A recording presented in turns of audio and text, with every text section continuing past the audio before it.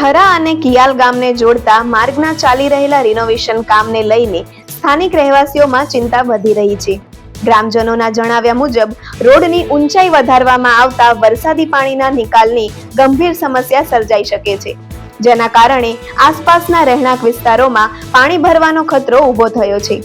સ્થાનિકોના આક્ષેપ મુજબ માત્ર 5 દિવસ પહેલા પડેલા સામાન્ય વરસાદમાં જ રોડની બાજુમાં આવેલા અનેક ઘરોમાં પાણી ઘૂસી ગયું હતું અને લોકોને ભારે હાલાકીનો સામનો કરવો પડ્યો હતો. હવે ચોમાસામાં ભારે વરસાદ પડશે તો સ્થિતિ વધુ ગંભીર બની શકે તેવી ભીતિ વ્યક્ત કરવામાં આવી રહી છે.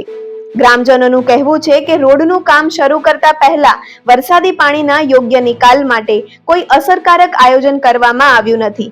તેમણે તંત્ર સમક્ષ રોડની ડિઝાઇન અને ડ્રેનેજ વ્યવસ્થાની તાત્કાલિક સમીક્ષા કરવાની માંગ કરી છે. હવે સૌની નજર એ બાબત પર છે કે ચોમાસા પહેલા તંત્ર આ સમસ્યાનો ઉકેલ લાવશે કે પછી સ્થાનિકોને ફરી એકવાર મુશ્કેલીનો સામનો કરવો પડશે. મારું નામ ચૌહાણ હંસાભાઈ પદ્માજી, ગોમ મારું થરા.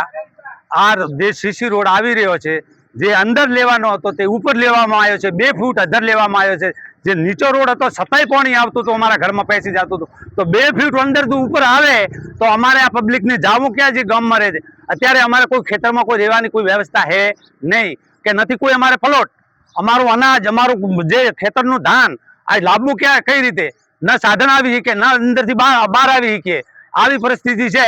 આ રસ્તો તાત્કાલિક બંધ કરવો જોઈએ અને એને નીચા સ્તરમાં લેવો જોઈએ, ઊંચાણ કરવો જોઈએ નહીં. આ અમારી માંગ છે અને છતાંય જો માંગ પૂરી નહીં કરે તો અમે કલેક્ટર ઓફિસે આંદોલન કરીશું.